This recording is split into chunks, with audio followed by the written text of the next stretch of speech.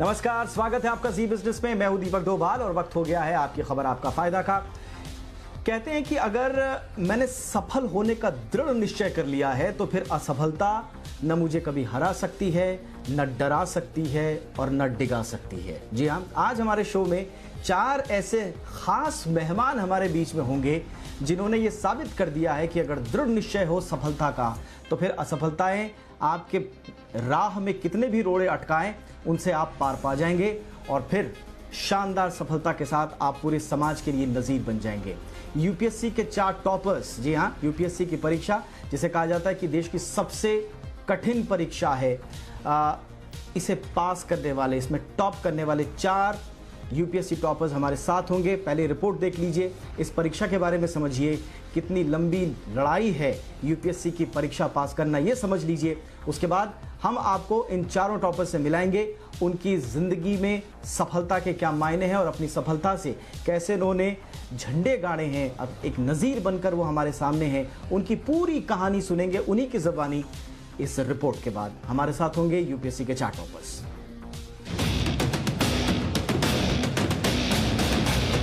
देश की सबसे बड़ी परीक्षा यानी यूपीएससी 2019 का रिजल्ट आ चुका है। कुछ छात्रों को उनकी कठिन तपस्या, लगन और लंबे संघर्षों का फल मिल गया है, तो कुछ कैंडिडेट्स को सफल होने के लिए अभी और इंतजार करना होगा। यूपीएससी 2019 की परीक्षा में जिसने बाजी मारी है वो हैं हरियाणा सोनीपत के प्रदीप सिंह ने। प्रदीप पहले नंबर पर आए हैं। इस लिस्ट में दूसरे नंबर पर हैं दिल्ली के जतिन किशोर और तीसरे नंबर पर हैं उत्तर प्रदेश के सुल्तानपुर की रहने वाली प्रतिभा वर्मा। संघ लोक सेवा आयोग की 2019 की परीक्षा में इस बार 829 कैंडिडेट सफल रहे, जिसमें 180 ने भारतीय प्रशासनिक सेवा यानी आईएएस, 24 भारतीय विदेश सेवा यानी आईएफएस और 150 भारतीय पुलिस सेवा यानी आईपीएस, 438 केंद्रीय सेवाएं ग्रुप क और 135 ग्रुप ख के लिए चुने गए हैं। इस बार जो कैंडिडेट सफल हुए हैं उनमें 304 जनरल कैटेगरी के, 251 ओबीसी, 129 एससी और 67 उम्मीदवार एसटी कैटेगरी से हैं। ये पहला मौका था जब ईडब्ल्यूएस कैटेगरी को यूपीएससी में शामिल किया गया था, जिसमें 78 उम्मीदवार सफल हुए हैं। खास बात यह है कि इन टॉपर्स की लिस्ट में ज्यादातर कैंडिडेट्स ऐसे साधारण बैकग्राउंड से आते हैं जिन्होंने सफलता के लिए लंबा संघर्ष किया है। कई नाम तो ऐसे भी हैं जिनके संघर्षों की कहानी जानकर आप हैरान रह जाएंगे। अगर आप भी आईएएस बनने का सपना संजो रहे हैं लेकिन इस बारे में ज्यादा नहीं जानते तो बता दें कि सिविल सर्विसेज एग्जाम्स में 3 चरण होते हैं। सबसे पहले प्री क्लियर करना होता है। प्री क्लियर करने के बाद ही मेंस में बैठ सकते हैं। मेंस में सफल होने के बाद इंटरव्यू देना होता है।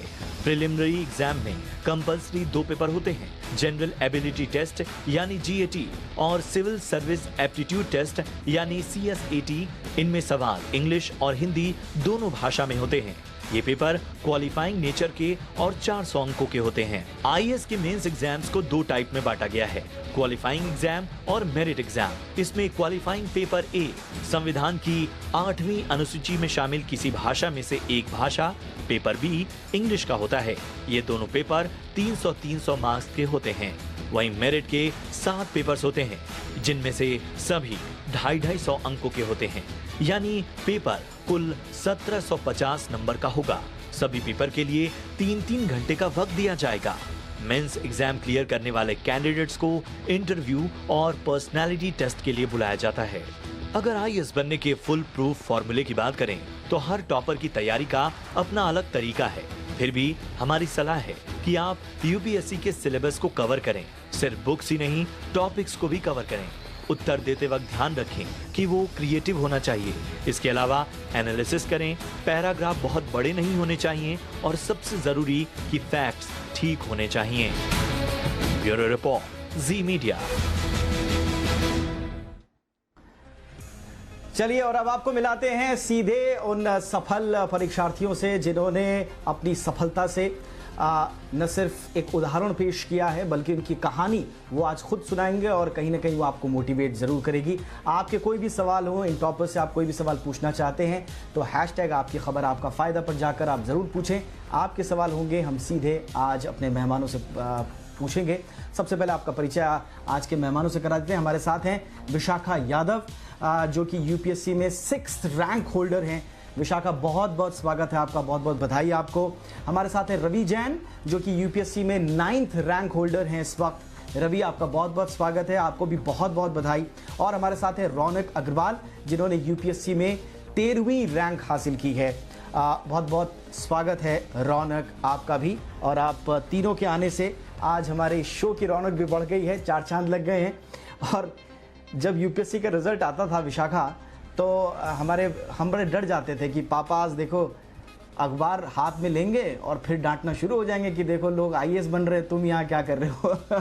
लेकिन आज मुझे बड़ा गर्व हो रहा है कि चलो हम आईएएस नहीं बन पाए, लेकिन आज हम आईएएस लोगों का साक्षात्कार कर रहे हैं, उनके अनुभव बांट रहे हैं, तो मेरे लिए ये बहुत गर्व का विषय है। विशाखा, आपसे शुरुआत करना चाहूँगा, कितना टफ था आपके लिए? 3 साल तक आपने यूपीएससी की तैयारी की, कैसा रहा ये संघर्ष आपका?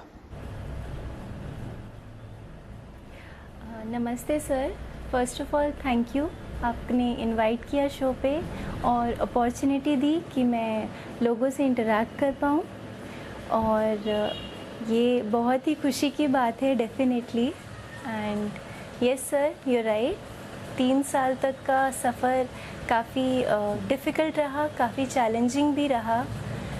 मेरे फर्स्ट 2 अटेम्प्ट्स में मेरा प्रीलिम्स क्लियर नहीं हुआ था, so that was a very challenging part for me to keep continuing for the third time. But sir, आज सक्सेस का पूरा क्रेडिट मैं अपने गॉड, फैमिली और फ्रेंड्स को देती हूँ सर। और सर स्पेशली मैं अपने मामा जी का भी नाम मेंशन करना चाहूँगी, जिन्होंने मेरा पूरे एग्ज़ाम प्रिपरेशन में लास्ट 1 ईयर काफ़ी सपोर्ट किया है। और sir, yes okay, all right, ठीक है। अभी बहुत सारे सवाल हैं विशाखा, आपको हमारे दर्शकों के बहुत सारे सवालों के जवाब देने। मैं फिलहाल रवि के पास आना चाहूँगा। रवि झारखंड के देवघर के रहने वाले हैं, और हमने कहा ना कि इस बार क्या हर बार ही ये जो बहुत ज़्यादा हाई प्रोफाइल सिटीज़ में रहने वाले लोग ही आप यूपीएससी की परीक्षाएं पास करते हो, ऐसा कोई भी बात सामने अभी नहीं आई है। बहुत कम छोटे शहरों के, बहुत रिमोटली एरियाज जो हैं, वहाँ से आने वाले, अपनी मेहनत से, कड़ी मेहनत से काम करने वाले बच्चे भी हमारे सामने। रवि जैन भी उनमें से हैं, झारखंड के देवघर के रहने वाले हैं। अभी जमुई में वो टैक्स कर आयुक्त के पद पर भी कार्यरत हैं, इससे पहले भी वो परीक्षाएं पास कर चुके हैं। लेकिन इस बार आईएएस आप बनने जा रहे हैं रवि। सबसे पहला सवाल जो आम लोगों के मन में आता है कि भाई तैयारी आपने कैसे की? क्या बर्निंग द मिडनाइट ऑयल जिसे कहा जाता है कि रात दिन एक करना है, पढ़ते ही रहना है, वो किया, या फिर कुछ और आपकी स्ट्रैटेजी थी जिसकी बदौलत आप सफल हुए हैं? पहले तो थैंक यू आपको इनवाइट करने के लिए जी के प्लेटफॉर्म पे कि हम लोगों से कनेक्ट हो जाए। एंड बाकी टॉपर्स को भी मैं कॉन्ग्रेचुलेट करता हूँ उनके सक्सेस के लिए। जैसे कि ये मेरा 4th अटेम्प्ट है जिस पे मैं यूपीएससी क्लियर कर पाया हूँ। इससे पहले मैं 2 बार ये इंटरव्यू दे चुका हूँ और फाइनल लिस्ट में नहीं आ पाया था। तो शुरुआती दौर में शुरू के अटेम्प्ट्स में ज़्यादा मेहनत करनी पड़ती है, क्योंकि उस समय आपको फाउंडेशन बनाना होता है, चीज़ों को समझना होता है, कॉन्सेप्ट क्लियर करने होते हैं। आगे के अटेम्प्ट्स में खाली आपको अपनी मतलब जो भी कमियां रह गई है पुराने पिछले अटेम्प्ट्स में, उसको ओवरकम करना होता है। तो इसके लिए मैं बहुत ही मतलब अपने फ्रेंड्स का शुक्रगुजार हूँ कि उन्होंने मुझे बहुत गाइड किया। मेरे 3 फ्रेंड्स हैं स्पेशली जो ऑलरेडी सेलेक्टेड थे, ऑल इंडिया सर्विस में थे। उनके हेल्प के द्वारा उन्होंने मुझे बताया कि कैसे जनरल स्टडीज़ के पेपर में मैं कहाँ कमी रख रहा हूँ, उसको कैसे ओवरकम करूँगा, वो बताया।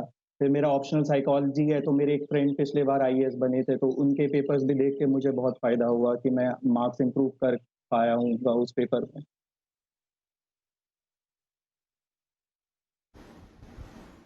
जी। ओके, ऑल राइट, अब चलते हैं। ऑल राइट, बिल्कुल रवि, आएंगे आपके पास दोबारा। रौनक के पास चलते हैं। यूपीएससी में 13वीं रैंक इन्होंने हासिल की है, कोलकाता के रहने वाले हैं रौनक, और तीसरी बार में ये सफलता इन्होंने हासिल की है। रौनक, आपका सफलता का मंत्र क्या रहा?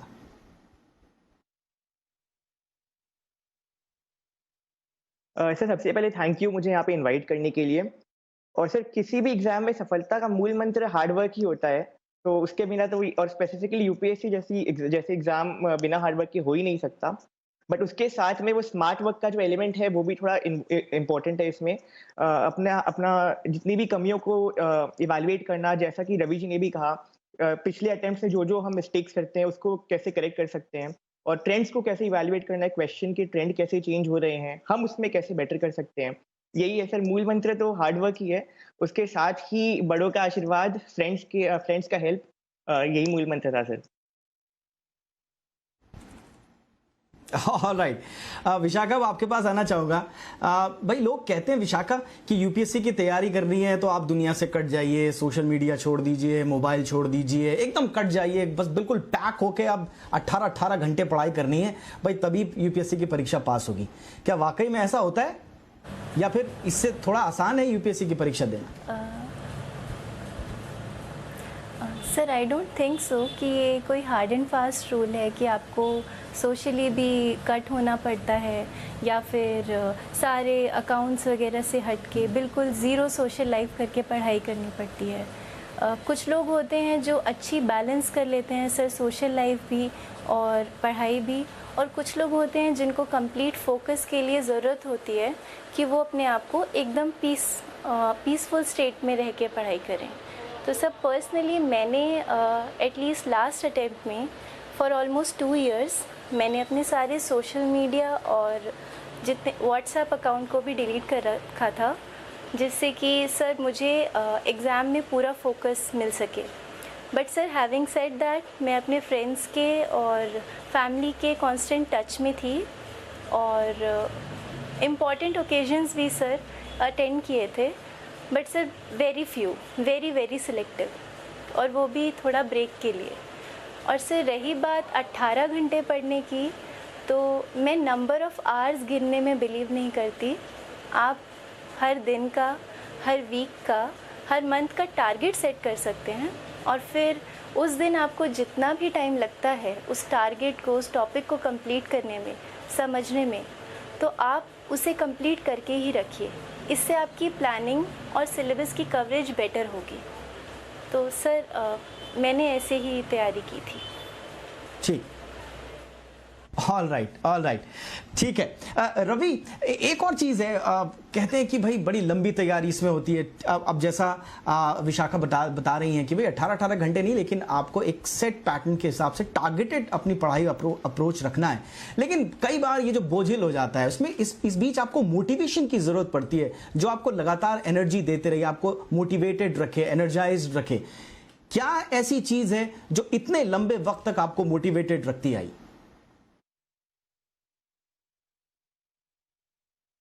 देखिए, जो गोल है वो इटसेल्फ ही मोटिवेटिंग है। जो भी मतलब एग्ज़ाम क्लियर करना चाहते हैं, वो इवेंचुअली मतलब एग्ज़ाम देते हैं, अटेम्प्ट देते हैं, वो इवेंचुअल गोल तो यही है कि आईएएस बनना या कोई भी मतलब ऊपर की सर्विस लेना। तो उसके लिए हार्ड वर्क तो चाहिए। The goal itself is motivating in that sense. लेकिन कई बार मतलब बहुत ही लंबा चल जाता है ये जर्नी किसी-किसी का, तो उसके लिए फ्रेंड्स का सपोर्ट ज़रूर चाहिए होता है। जो कि यूपीएससी में भी जो फ्रेंड्स हैं, जो हमारे साथ स्ट्रगल कर रहे हैं खुद मतलब ये एग्ज़ाम निकालने में, उनका तो सपोर्ट चाहिए। बाकी नॉन यूपीएससी फ्रेंड्स का भी सपोर्ट चाहिए होता है। मतलब उनके साथ और भी चीज़ें आपके लाइफ़ के एस्पेक्ट्स होते हैं, उनको आप डिस्कस करते हैं। आप उनके साथ आउटिंग पे चले जाते हैं या घूमने चले जाते हैं या मिल लेते हैं। तो मैं भी कोशिश करता था कि अपने भी जितने भी मेरे फ्रेंड्स हैं, उनसे मैं कॉन्स्टेंटली मिलता रहूँ, उनसे टच में रहूँ। कभी भी मुझे मतलब लो फ़ील करता था, तो मैं उनसे बात करता था और उनका काफ़ी ज़्यादा सहयोग रहा भी है और फैमिली का तो सपोर्ट चाहिए ही चाहिए। मतलब इतने बड़े एग्ज़ाम को इतने लंबे टाइम तक खींचना है, तो आपको सभी लोगों का सपोर्ट चाहिए। बिल्कुल, ठीक है। रौनक, बहुत सारे ऐसे भी लोग होंगे, ऐसे भी बच्चे होंगे जो इस वक्त आप लोगों को सुन रहे होंगे, जो इस वक्त तैयारी कर रहे हैं। मैंने कई मर्तबा मैंने बच्चों से बातचीत भी की है और तैयारी करने वाले बच्चों के बीच में भी मैं गया हूं। मैंने देखा है कि बहुत जल्दी हौसले जो हैं टूट जाते हैं, बहुत सारे शक मन में आ जाते हैं कि फर्स्ट अटेम्प्ट नहीं हुआ, दूसरा अटेम्प्ट नहीं हुआ, तीसरा अटेम्प्ट नहीं हुआ। ये इससे पार पाना अपने आप का, ये कैसे किया जाए?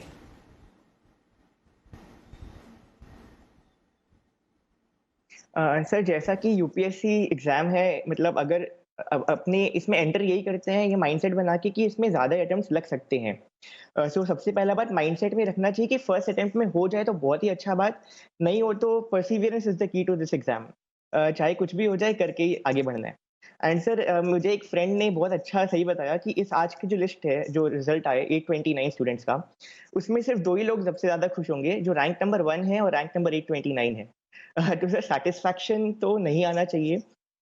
एक तरीके से सैटिस्फैक्शन ज़रूरी भी है, बट एक तरीके से अगर और चाहने की जो इच्छा रहेगी, अगर वो बरकरार रहेगी तो आप मेहनत करते रहेंगे। उसके साथ ही सर एक बहुत इम्पोर्टेंट पार्ट, जैसा कि मेरे को-पैनलिस्ट ने भी बताया कि फैमिली का सपोर्ट और फ्रेंड्स का सपोर्ट बहुत ज़्यादा ज़रूरी है और किसी एक जन का ऐसा होना ज़रूरी है जिससे आप बात कर सकें, अपने मन की बातें जभी भी आपका मेंटल एगनी है और उसको आप एक्सप्रेस कर सकें, जो आपके अंदर सेल्फ कॉन्फिडेंस इंस्टिल करता रहे। क्योंकि ये एग्ज़ाम ऐसा नहीं है कि 1-2 बार में क्लियर हो जाए, तो अगर वो चीज़ बरकरार रहेगी तो सर ज़रूर सफलता मिलेगी। ब्रेक के बाद आपका स्वागत है। हमारे साथ यूपीएससी के कुछ टॉपर्स हैं जो अपनी सफलता की कहानी हम सबसे साझा कर रहे हैं। आपके मन में भी कोई सवाल हो तो हैशटैग आपकी खबर आपका फायदा में ज़रूर पूछें। हम सीधा सवाल आपके पूछेंगे हमारे मेहमानों से। विशाखा, अब आपके पास वापस आता हूँ। क्या देखिए, इस बीच हम सबके सामने बड़ी अनप्रेसिडेंटेड सिचुएशन रही और आप लोगों ने जो इंटरव्यू दिया, जहाँ तक मेरा ख्याल है कोविड काल में ही आप लोगों ने इंटरव्यू दिया और बड़ा लंबी ये प्रोसेस चली। अमूमन अप्रैल वगैरह में रिजल्ट आ जाते हैं, अब जाके रिजल्ट आ रहे हैं। तो ये कोरोना का जो काल रहा और उस दौरान इंटरव्यू देना और ये सब कितना मुश्किल आप लोगों के लिए रहा, और अपने दिमाग को ठंडा रखने के लिए फिर क्या किया? सर ये साल काफ़ी ज़्यादा डिफ़िकल्ट रहा है क्योंकि इसमें हमारा वेट प्रोसेस बहुत ज़्यादा बढ़ गया था। जैसा आप लोग सब जानते हैं, आधे बच्चों का सर इंटरव्यू हो गया था और आधे बच्चों का बीच में ही रुक गया था क्योंकि लॉकडाउन इम्पोज़ हो गया था। तो सर इस वजह से बहुत ज़्यादा मेंटल एंग्जाइटी बढ़ गई थी क्योंकि ऑलरेडी सर एग्ज़ाम की प्रोसेस 1 ईयर लॉन्ग है, तो that itself is very taxing for candidates. But and added to that sir इस बार 4-5 मंथ्स का ऑलमोस्ट एक्सटेंशन आ गया, तो that was very challenging. But sir personally मैंने ट्राई किया कि मैं उसमें फैमिली के साथ टाइम स्पेंड कर सकूं और मोटिवेशन ले सकूं। I could catch up with my old hobbies sir, जो कि पीछे छूट गई थी। थोड़ा सा योगा, थोड़ा मेडिटेशन और सर और फ्रेंड्स के सपोर्ट के साथ sir I try to maintain my mental balance and sir I did extensive reading also. Extensive reading से सर, क्योंकि हमें पता नहीं होता है कि एक बार इस अटेम्प्ट के बाद आपका निकलेगा या नहीं, तो you have to be prepared for the next attempt. So sir किसी तरीके से अपने आप को मेंटल फ्रेम में ला के I started studying for the next attempt too. So sir all in all by God's grace it turned out fine and sir eventually हमारे results were declared and thankfully sir it is over. All right. Ravi, ये इस Covid काल में हमने ये भी देखा कि ऑनलाइन स्टडीज़ का बड़ा चलन आ गया और हमने देखा कि पिछले 2-3 साल से बहुत सारे ऐप्स आ गए हैं, बड़े ऑनलाइन चैनल्स भी आ गए हैं। पहले ये कहा जाता था कि बड़ी बुकिश चीज़ है यूपीएससी की तैयारी करना, आपको किताबों में घुसा रहना पड़ता है, लेकिन आज आपके पास ऑनलाइन ये, और ऑनलाइन में यूपीएससी की मेन परीक्षा ना हो लेकिन दूसरी परीक्षाओं में हमने सुना है कि ऑनलाइन पढ़कर लोग सफल हो भी रहे हैं। क्या वाकई में ऑनलाइन वर्सेस जो बुक आपके पास होती हैं, जो आपका कंटेंट है, जो आपका मटेरियल है, नोट्स हैं, तुलनात्मक रूप से आप कितना असरदार पाते हैं ऑनलाइन क्लासेस को या ऑनलाइन कंटेंट को?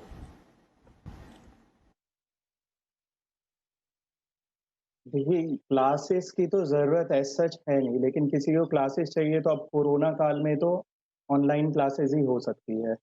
लेकिन उसके अलावा भी जैसे हम पीडीएफ से भी पढ़ते थे, तो लोग उसको ऑनलाइन पढ़ने की कोशिश करते थे। तो सबका अपना-अपना प्रेफ़रेंस है, किसी को बुक से पढ़ना होता है और किसी को ऑनलाइन पढ़ना होता है, वो अलग विषय है, वो तो पर्सनल चॉइस की बात हो गई है।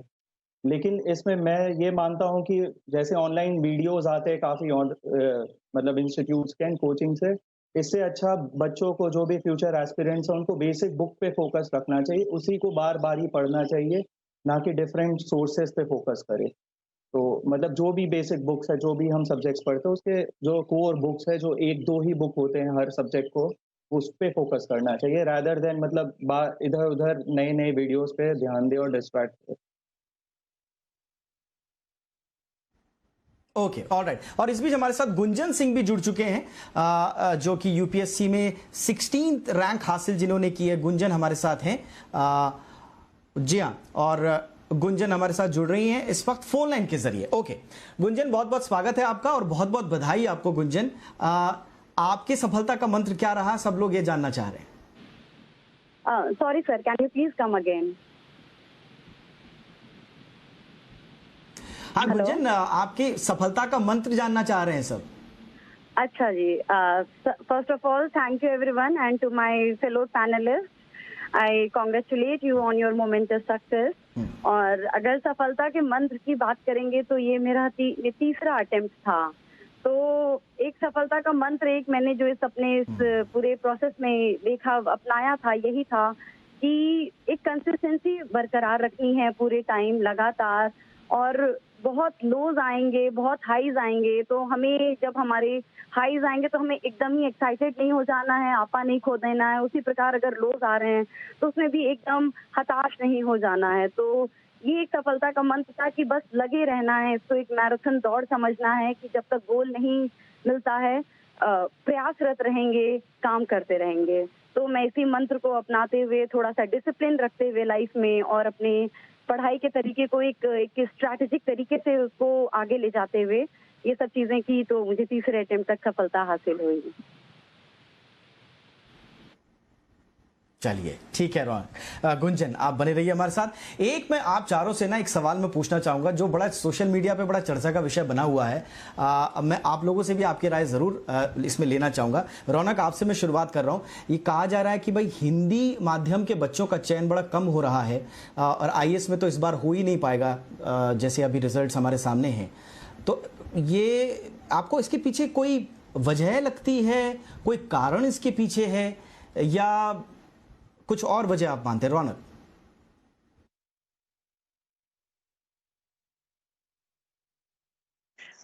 सर, उनमें से एक बहुत इंपॉर्टेंट वजह ये है कि उसके लिए कंटेंट अवेलेबल नहीं हो पाता है, क्योंकि जो जितने भी फेमस न्यूज़पेपर्स हैं इस एग्ज़ाम के लिए, जैसे द हिंदू है, द इंडियन एक्सप्रेस है और भी कई सारे न्यूज़पेपर्स हैं, लेकिन जो टॉप न्यूज़पेपर्स हैं वो हिंदी लैंग्वेज में अवेलेबल नहीं हो पाते बहुत बार।